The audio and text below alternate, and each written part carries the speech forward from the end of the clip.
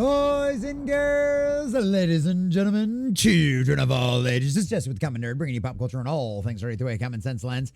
And normally when things start to go wrong, the blame game starts, right? Everybody starts pointing fingers. Nobody wants to take responsibility for the choices they made, especially if they led to disastrous dumpster fire decisions out there that cost a company billions of dollars. And that's exactly what we've seen over there at Marvel over the last few years. They haven't put out a single movie this year that has even been come close to being able to argue that it is a profitable. The last year was the first time they'd seen a billion-dollar movie since Endgame out there. And of course, we know that that was Deadpool and Wolverine, which was much more a kind of Ryan Reynolds, Hugh Jackman, Sean Levy movie versus an actual Kevin Feige Marvel movie, right, boys and girls? So at the end of the day, it's one of them situations where now that we know Marvel is obviously in a very bad spot, whatever reasons you want to give to us, the reason why that is because of creative directions, because of activist choice, decided to get involved with the cult, whatever it is out there, there's no denying the fact that Marvel is in a very bad place.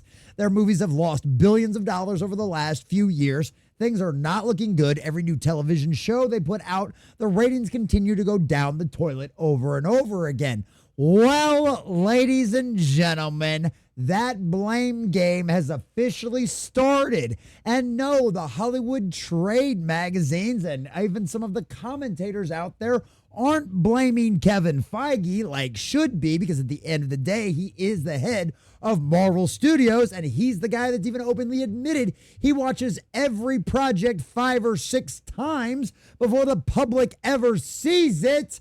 Well, guess what, ladies and gentlemen? A guy who does not even work for Marvel anymore is now getting the blame for how abysmally bad the Marvel Cinematic Universe has been over the last few years. And you know you can trust this source, boys and girls, because it comes from the ever reliable, trustworthy, and not at all a shill for the Disney Corporation in any way, shape, or form, Grace Randolph, ladies and gentlemen. Because as you can see over here from the headline at cosmicbook.news, James Gunn blamed for Marvel's post-Endgame failure. Now, does that mean that what Grace is saying is not true? Absolutely not. I believe her 100%. If you actually watch the video, which I think we might show a little bit of that here, but it is a little over in a minute and a half. Maybe we'll watch the whole thing. We'll see how we feel about it. But anyway, that being said, I do believe that she is telling the truth. I have no doubt that she believes beyond a shadow of a doubt that what she is saying is true. But at the end of the day, whether or not James Gunn did make recommendations, and if he did, which I do believe he did make these recommendations, it certainly explains a whole lot about Peacemaker Season 2 and Creature Commando Season 1. But even if that is the case, even if all of that is 100% true, which I have no reason to doubt, Kevin Feige still made the decision to listen to James Gunn and not follow his own instincts and not follow what, I don't know, had worked prior to Endgame and all of the issues that have come since that movie has come out there. So boys and girls, ladies and gentlemen, is James Gunn responsible for all of Marvel's failures post-Endgame for the MCU? Well, no. But at the exact same time as listening to his advice, very good possibility as to why everything's gone down in flames. Yes. But at the end of the day, boys and girls, it is all still Bob Iger and Kevin Feige's fault. So we're going to share this article from cosmicbook.news, getting all the juicy details of exactly what our dear sweet Grace Randolph has said. But before we do, if you do enjoy our content, hit that like button, share with all your friends, and subscribe or follow if you have not already, boys and girls, because we are grinding, we are growing. We just crossed 2,200. We're inching our way towards 23. I think we're sitting at like 2,293, and I could not do that without every single one of you. Also, on our journey, also leave us a comment in the section down below. Let me know what you think about all this. Does it surprise you at all that now, with undeniably that Hollywood trade magazines can't even come up with excuses anymore as to why these movies are failing at the box office with Fantastic Four, that now all of a sudden those same insiders and shills are coming out there and trying to blame someone anyone else but Kevin Feige and Bob Iger for the failure of the MCU? Or do you think this is just another example of Kevin Feige being an absolute beta male soy boy that literally listened to somebody else instead of actually going with his own gut instinct and his own fanboy nature on the inside? Let us know what you think about it in the comment section down below. And if I can support this channel, please check the links in the description as well. All right, boys and girls, from our dear sweet Matt McGloin over there at CosmicBook.News.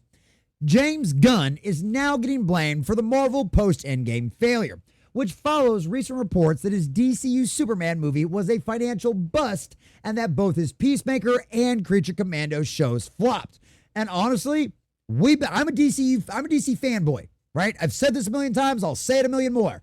I enjoyed Superman. My wife and I went and saw it on opening weekend. I gave it an 8. She gave it a 9. We really enjoyed it. There wasn't a bunch of the activist nonsense in there like some people thought it was. I know a lot of people didn't enjoy the movie, but I really did. But there is no denying the fact that the movie did not make a profit at the box office. It did not cross that crucial 2.5 times its production in order to argue that it made a profit. Okay? Peacemaker Season 2 and Creature Commandos undeniably failed miserably. They never charted on the Nielsen ratings, not even once. I personally, with my co-host Sunker on Thursday nights, reviewed Creature Commandos. It was garbage. It was trash. And it wasn't just because of the activism, because there was plenty of that dumb nonsense in there as well. It was just horrible editing. The story was convoluted. A lot of the characters sucked or were stupid. The animation was great. The audio was awesome. The music was great. Other than that, the show sucked. The only good episode it had was the Batman one. The rest of it was absolute trash. Okay? So literally everything that James Gunn has produced for the new DCU has been a complete and total failure. Superman flopped, and Peacemaker and Creature Commandos suck. Our insiders have told us that once Warner Brothers Discovery is sold, James Gunn will be out as the head of the DC studios. We've talked about that in the past. That's why he's rushing to get his own projects out as soon as possible, ditching Gods and Monsters in his favor of his Superman family saga. And honestly, there's been a lot of people out there that have said a lot of these projects just feel like James Gunn is giving out jobs and projects and essentially money to all of his friends while he's the head of the DC studios. We've seen that with Peacemaker Season 2. His wife has been an integral role of that. She's getting a paycheck in that movie. She's one of the main characters that literally is kind of like a throwaway character, could be anybody inside of the universe out there, right? And we know that the same thing with some of his friends and some of that other kind of stuff that they've hired for all of this kind of stuff out there. So literally would not shock us with this. Feige's MCU direction echoed Gunn's formula. Sure seemed to. Regarding the post-Endgame collapse, Kevin Feige took an approach the MCU focused on the message. Sound familiar, DCU fans? I still don't agree with that on Superman, and I still don't think that's what all Creature Commandos was about, because the Sons of Themyscira really didn't get mentioned much in like the second half of the season. But at the end of the day, it was still plenty of it there, and for a lot of people, that was going to be enough to just tune them out, and they were never going to watch the show. In a time where you're trying to reestablish a universe and bring fans back in, Creature Commandos, Sons of Themyscira was not going to do it, and was going to alienate over half of your potential audience for that show just by doing that. Now, things get interesting. According to YouTuber Grace Randolph, Gunn gave Feige and Marvel notes which creatives to hire. Gunn once again trying to get all of his friends paychecks. One example she cites is Peyton Reed on Ant-Man, originally meant for Edgar Wright. Reed went on to direct all 3 Ant-Man movies, with Quantumania being such a huge failure that Marvel was forced to pivot and bring back Robert Downey Jr. in a last-ditch Hail Mary effort to save the MCU. Yeah, we was Kangs. How'd that work out for you? And of course, Jonathan Majors' legal troubles were a perfect excuse for Disney to get rid of a failing Marvel Kevin Feige creation, boys and girls. How'd that work out for them? Yeah, I remember Loki, all of that stuff, despite what they tried telling you, right? It was never their intent to change direction. It wasn't until that movie flopped And Jonathan Majors got arrested was an excuse to get rid of him. Because otherwise they were going to have to quietly cancel him and quietly get rid of him, just like they've done with the Star Wars Rey movie out there. So yeah, here's from Randolph though. James Gunn, before he left Marvel, was recommending a lot of talent, right? And a lot of that recent talent has really led Marvel down the wrong path. After all, Eternals was supposed to save lives, right, boys and girls? Not giving us an accurate representation of Jack Kirby's creation. Nope, it was going to save lives because all of its diversity and representation. A path that oddly DC is now going on. Well, at least DC's got an excuse for it. They're broke. Okay, Warner Brothers has bankrupted themselves over the last few years, and Walter Hamada is pretty much solely responsible for that over there at Warner Brothers, which, according to some reports that we'll get to later down in this article, yeah, James Gunn might have been the one whispering all of that advice into Walter Hamada's ears too. How'd that work out for him? She added, in the early days of Marvel, they were hiring more professional people, right? People who were more established. But then when Gunn came in, they started taking risks on like quirkier, low down people. One might even say underrepresented communities, boys and girls. Well, she didn't name others. Gunn may have influenced. It's worth noting that Taika Waititi came in and struck gold with Thor Ragnarok, a film very much in the Guardians tone. Yet post-Endgame, Love and Thunder bombed hard. And yes, it did. It flopped miserably, and a lot of us saw the writing on the wall as to what they were going to do to Thor and Hulk's character in Ragnarok.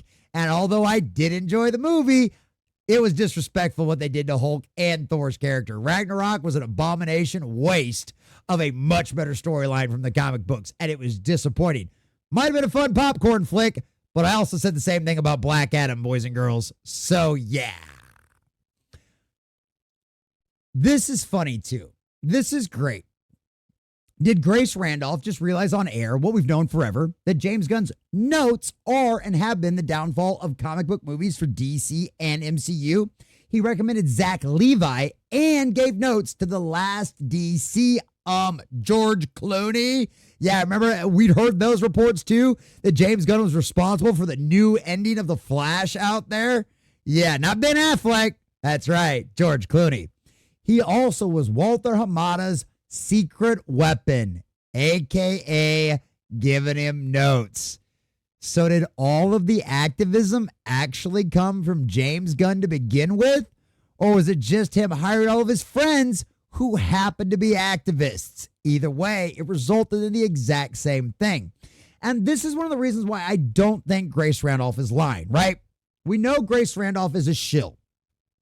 I don't think Grace Randolph intended to try to shift blame away from Kevin Feige onto James Gunn with this video, with this little live stream that she was having, the clip that we're watching, that we're going to watch a little bit of. And it's because of her reaction, the way she comes to this realization. Now, given Grace is still a Disney shill, I just don't think she would have necessarily been like either smart enough or maybe conniving enough to try to come up there and do this intentionally just to try to run cover for Kevin Feige and shift all of the blame to James Gunn. And even if everything Grace here says is true, at the end of the day, Kevin Feige is the one who made the decision to listen to James Gunn. But like I said, I don't think Grace is lying. Listen to this and see what you think. Peyton Reed to direct Ant-Man and be like, no, what did you do that for? But I think James, and maybe that's one of the reasons that, that's fascinating. James Gunn, before. And that's one of the things that gets me, because anybody that's watched my live streams, right, when we cut these videos and stuff like that, you guys will have seen me have these kind of moments. There's like a little epiphany moments, right, where all of a sudden things just kind of click. Now, either Grace is one of the best actresses on the planet, and she should be in Hollywood and not on YouTube, right, making them big old bucks out there. But, you know, according to some reports out there, shout out to Griffin, she's on Disney's payroll anyway, so she's probably fine. But at the end of the day, it's one of those situations where this seems real to me because I've had these kind of epiphany moments. And here it goes. Before he left Marvel was recommending a lot of talent, right? And a lot of that recent talent has really led Marvel down the wrong path, a path that oddly DC is now going on. And, you know, and she's not wrong considering Creature Commandos and Peacemaker season 2. She's not. Like I said, I don't think Superman was filled with activist garbage. Grace Randolph, and this is the other thing too I want to point out. Grace Randolph doesn't like James Gunn either. Just mind you, take that as well. With everything we're taking from Grace Randolph, I'm glad I remembered this now. For those of you still watching the video this far in, Grace Randolph doesn't like James Gunn. She called Superman misogynistic, right? And thought James Gunn was intentionally treating his female characters badly, okay? So just understand, Grace Randolph isn't exactly a fan of James Gunn either out there, boys and girls. That's really interesting. I do wonder if there's a correlation there.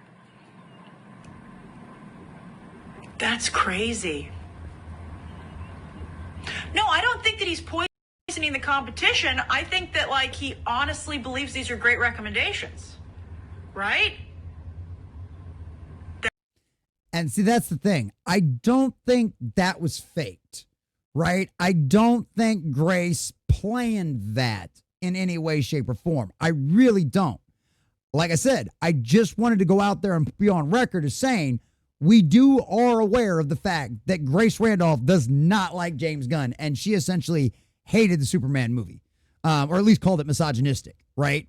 So that's one of them situations out there. But like I said, this would explain a lot and would explain the nonsense with the Sons of Themyscira in Creature Commandos and the whole, all of the bad guys from World War II love Jesus in Peacemaker, right? So that would explain a lot of that. Other notable failures include Kate Shortland's Black Widow, Chloe Zhao's Eternals, yep, and Nia DaCosta's The Marvels. That's right, the biggest flop in the Marvel Cinematic Universe's history. All financial and critical disappointments. He says or. No, they're both. They're both. The same trend you continued across Disney Plus with She-Hulk, Jessica Gao, Miss Marvel, Bisha K. Ali, Secret Invasion, Kyle Broadstreet, later Brian Tucker, and Ali Simone, and more.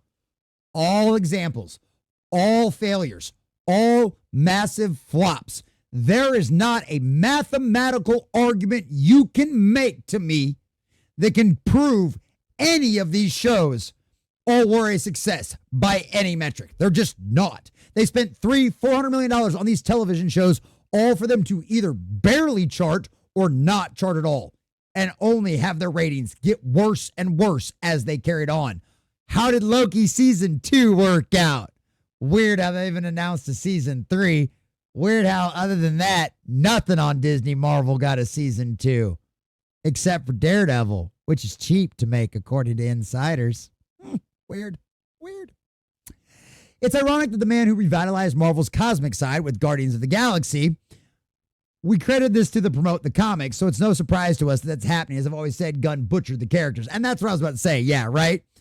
We created the side to promote the comics, so it's not surprising to us that happening. At the end of the day, it's one of those things like, yeah, if you didn't, James Gunn only got away with it with Guardians of the Galaxy and all of the massive changes he made to all of those characters because they were a small niche group in the Marvel Cinematic Universe that didn't have a massive fan base appeal like Spider-Man does and Captain America and Hulk and even She-Hulk in a lot of cases, right? That's why everybody loved it. And don't get me wrong, I really enjoyed both the Guardians of the Galaxy Volume 1 and 2. I never saw 3, but Volume 1 and Volume 2, loved them both. They are absolute abominations when it comes to how the Guardians of the Galaxy actually are in the comics.